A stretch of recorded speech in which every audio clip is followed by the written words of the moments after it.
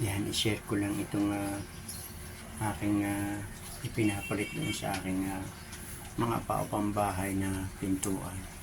Bali ito, nabili ko lang ito ng 1,500 doon sa bilihan ng mga surplus na pinto. Bali ito yung mga siya, yun yung mga damage nyo.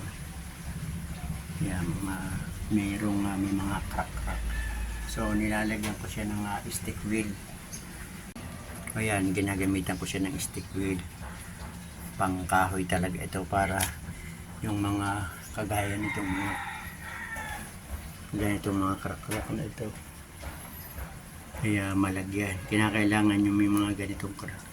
Ayan, nililinis yan.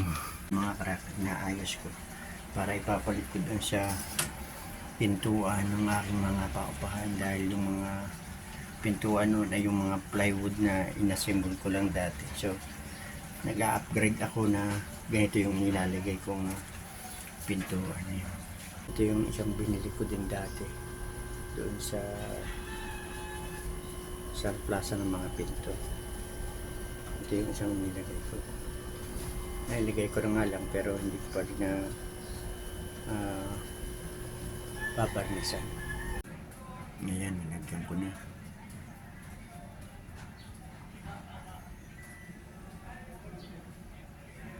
Yan, isinare ko lang.